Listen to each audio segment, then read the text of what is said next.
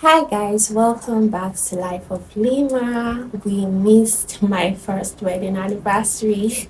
Don't worry, I forgive you. And you have to forgive me too because it's not planned though. My wedding anniversary was supposed to be on November 11th, and my iPhone 11 Pro Max decided to crash on November 4th. So amazing, yeah. That's how we missed the anniversary because I was hoping to get it fixed, but unfortunately, it's still with the tech or the repairers because they were unable to get it fixed, and we hope they will be able to get it fixed in a month. I don't know what they are doing in a month. Don't ask me, but they hope to get it fixed. So I had to get another iPhone, and I really want to review the camera for 11 Pro Max and the camera for iPhone 12 because I'm loving this iPhone 12. It's seamless, it's perfect, it's clear, and I love the sound too. It's amazing. So now let's talk about Lima's anniversary. Lima, Sadia, and Emmanuel's wedding anniversary. What has 1 year of being married been like?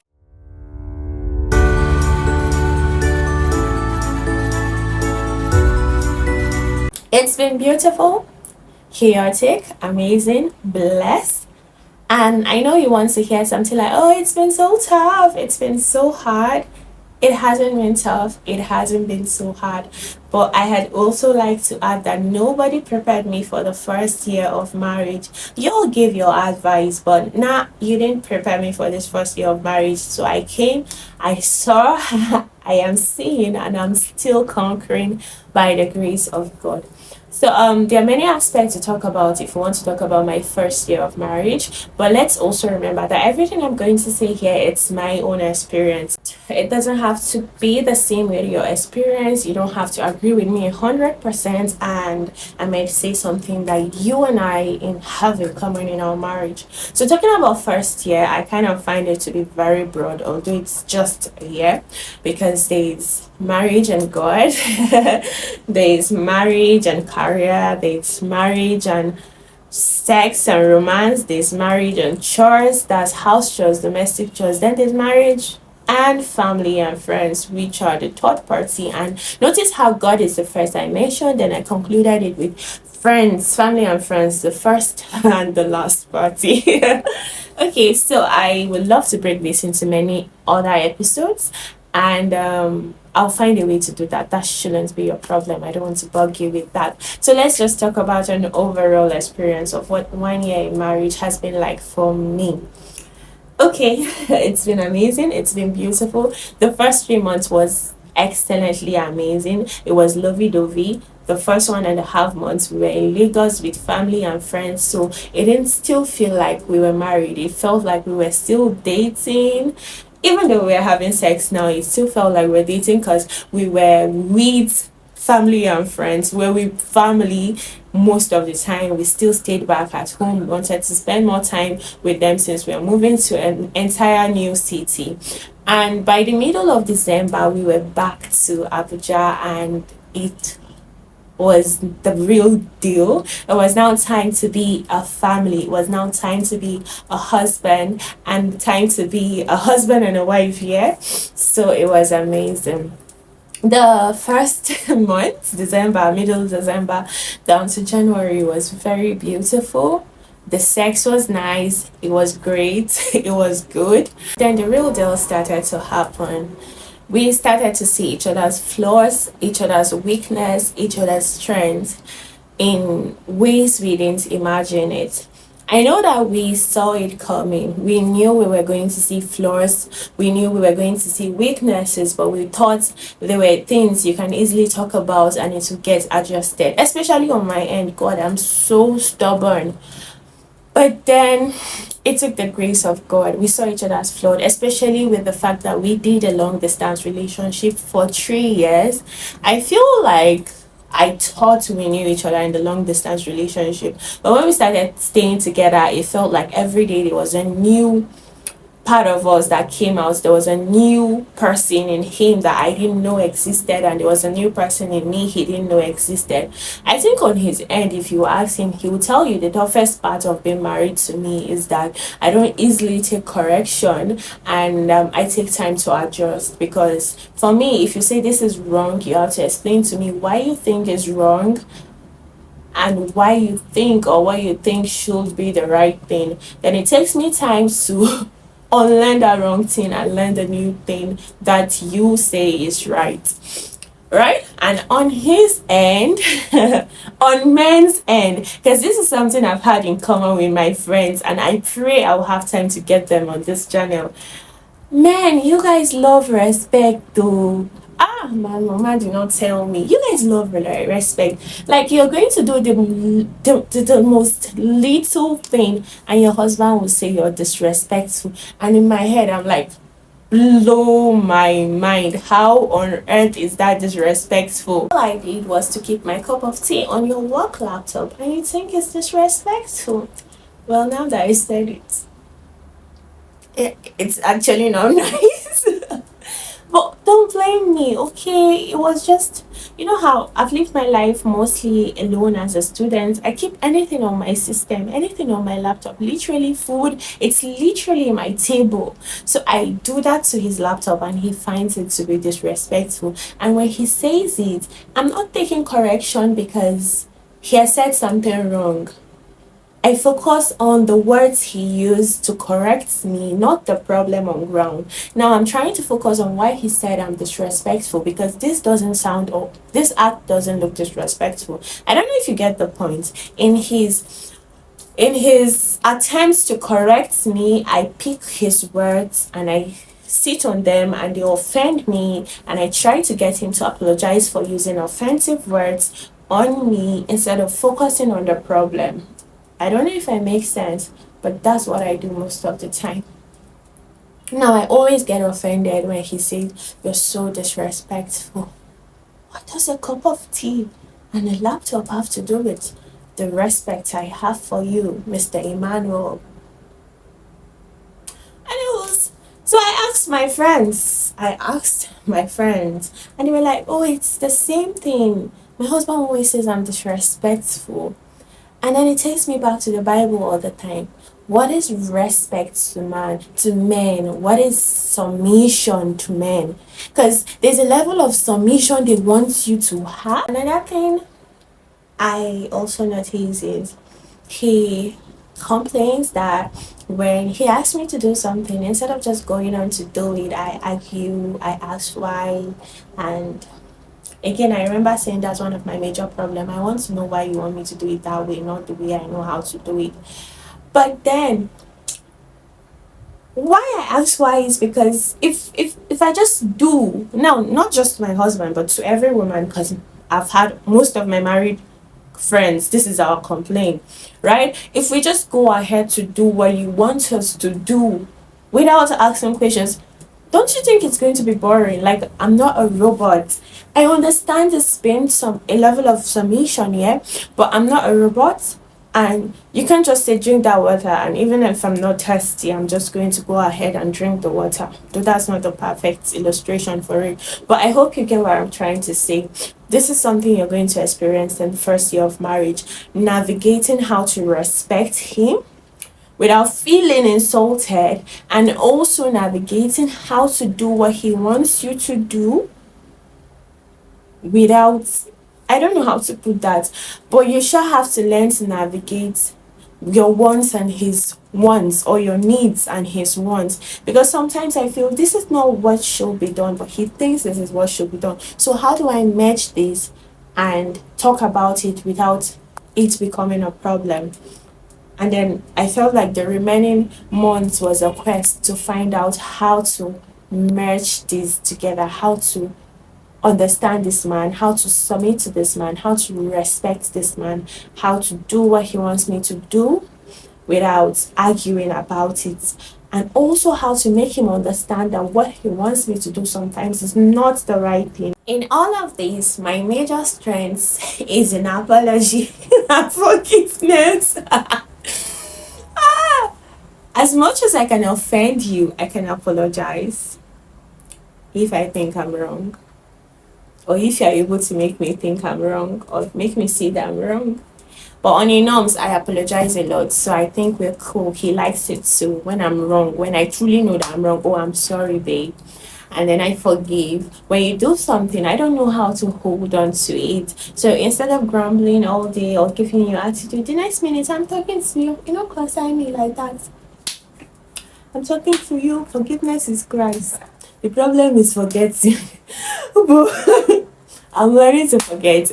I am learning to forget. And I think that sums up my 1 year experience in marriage, because it's reputation of learning, unlearning and relearning all of the things that makes this man feel disrespected or makes him think I'm not submissive. And on his end, on another video, he's going to share his own earned, but I feel like I've searched most of my problems to you guys. I've reported myself. So when he sees it, you guys are not surprised that oh, Lima is not perfect. I'm not. I'm very stubborn to think of it. I am very stubborn. I think I saw a meme one time. Isn't a meme? A meme. Oh, I sure saw a meme one time where it says babe will be goats. Then the guy now say me ways I be train goats, and I just knew this is me and my husband. I'm literally the goat and he's the one who knows how to train one. So on trust, my husband is amazing. I am grateful for him, especially cooking. God. So lately, when I'm talking to my friend Vivian and maybe I miss a call or respond late, and I go, "Oh, I'm sorry I missed your call. I'm making breakfast or I was making lunch," and she's like, "God when," I'm like, "God when for cooking? You go tired waiting." Honestly, you're going to be tired. I don't know. I don't know how you guys just say God when. Who cooking is crazy. I did not see it like that. I've lived alone for more than 10 years of my life. Yes. I've lived, oh my god, now that I said it, that is long. I've been maturing for a long time. I've lived alone for more than 10 years of my life. But you know, when you're alone, you just do whatever you want, mix whatever you want to mix. And days you don't feel like cooking, you just go outside, buy it. And when you don't even feel like going outside, you snack, you eat junks, whatever, just to survive, yeah? Sometimes you don't even cook until you think you're about to faint. But it's not the same in marriage. It is not the same. That you didn't marry him to not take care of him. But then my husband takes care of us. He does. Days I don't feel like cooking. I remember a period in this marriage when my husband cooked every day back to back for more than a month. I was super grateful for him. And honestly, that's it. He helps a lot with the chores. Sometimes I don't feel like doing the dishes and I'm like, babe, help me with the dishes. Sometimes I don't feel like cooking. I'm like, sometimes I don't want to go to the market. I'm like, babe, can you help me go to the market? And he just does it. He does it. And it feels like two people coming together, two mature people coming together, helping each other, loving each other, and it's perfect. It's perfect. One of my love languages is act of service. I've always said it. It's act of service. When you help me, I'm so giddy, I'm so happy, I'm so playful. I love doing things together, and he does that. There's so much to be grateful for. It's been 1 year of support, 1 year of act of service from both ends, and I love it. I love it. I love it so much. I also love the fact that he can go out and I'm like, babe, please, when you are coming back, can you help me buy this? He's like, am I your errand boy? No, you're my husband and my friend. And he just goes ahead and he does it. It's been one beautiful year of getting to know each other. Have we had a big fight? Yes, we have. I know some of you don't like to call it fights. We will decide that after I check the definition, the proper dictionary definition of fighting. But let's just say we disagree, right? We disagree to agree. We've had a big disagreements, and I think it took us about it took us about 11 months to get there. But on both ends, let's talk about disagreeing. You know how it is for couples now. You guys will disagree, you guys will apologize, you guys will quarrel, all of that, and then you're back together. It has always been like that now. From beginning, we offend each other. We just got married, especially for the first year where you're being warned a lot, you're being corrected a lot, you're being spoken to a lot to change your bad character. You guys are still getting to know each other, so there's always room for disagreement. But what we don't give room for is letting that disagreement or the reaction or the emotions that swells up from the disagreement to stay and linger for a long period of time. I have said this earlier, I'm one to move on immediately from an argument. He doesn't move on fast from an argument. So I feel like that's why we are together, right? We're not the same. We're two opposite people coming together. I move on fast from an argument. He doesn't move on fast. I sometimes I want to talk about it immediately. Sometimes I don't want. It depends on the gravity of the disagreement. And he's the let's talk about this thing. Let's talk about it, which helps because at the end of the day, nobody sleeps angry. Nobody's mad at each other for long. And I'm grateful. Yes, our biggest fight was in November, the same year of our anniversary, and it was terrible. But we did come through. We are out of it. We are stronger.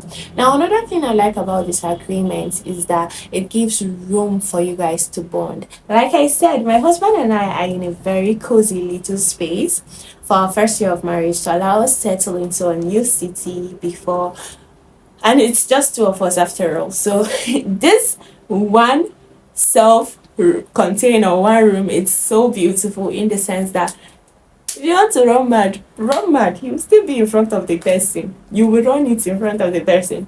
If you don't want to talk to me, you'll still be seeing my face. The most you can do is go outside or go to the restroom or the kitchen. That's it. Funny enough, we don't even have friends in Abuja. Like, we only have one visiting friend, one friend we visit. And they're a bit far away from our house, so you can't even run there. The idea felt a bit off and a bit scary when we're starting off, or let's just do a self con and stay for a year. But I was also interested in the idea because it made sense, right? It made sense because it will allow us bond, and I am honestly certain that this has done so much more for us than we are grateful for. Having a one space to be in just allows us be in each other's face. We will fight and we will settle. If you're angry, you turn, you see me, I'll do whatever I want to do, and I'm right in front of you, you're right in front of me, and at the end of the day we'll just look at each other. I will start laughing. We're going to just start laughing because why are you even angry? Like, look at you. Where are you going to? Or the moment you like shift for me, I want to sleep. Or shift for me, I want to sit down. Like, push me now. Push me. No, sit on my head. I honestly can't lie, but you guys, marriage is so beautiful that I am super grateful for being married. I think I'm too close to the camera, yeah? I'm super grateful for being married. I'm super grateful for my husband. He's my friend. He is my friend. And we're getting to know each other. I am super grateful for our apartment. We're moving out, and I think I'm going to miss this place so much. I'm going to miss this place so much because it means a lot for me, to us. And it was the first place we had the, I feel like I'm going to cry. It was the first place we had the opportunity to bond so well, to love each other so well, to know each other so well. Why am I getting emotional? And we just had to heal together. We had to grow together, and we're just in the same space. So there's no much room for nonsense. My 1 year marriage experience is amazing. I'm grateful to God because it's God.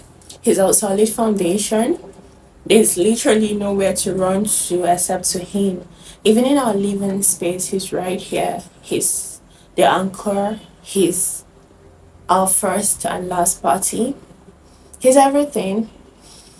And I'm grateful to God that I am able to navigate 1 year of marriage successfully. I know there are people who didn't last a year, didn't last 6 months, didn't even last 3 months in marriage. And here we are navigating it, staying together, planning a bigger future together. We have bigger dreams, we have big plans, and working towards our goals, our plans, our careers as an individual, working on our character, on ourselves, on our flaws. And we're not the same people that walked in. We're not the same people you saw on the altar. We're not the same people that walked on the aisle together. We are grown now. We are better. We're stronger together. We are matured. We are amazing. I don't know how to put it together, but we're just stronger together. We're better together. And I'm super grateful to God for a beautiful 1 year, for a beautiful 365 days. It was beautiful, it was magical, and we're in the second year, so wish us well. And who knows, second year might be bigger, stronger. It's just going to be cute.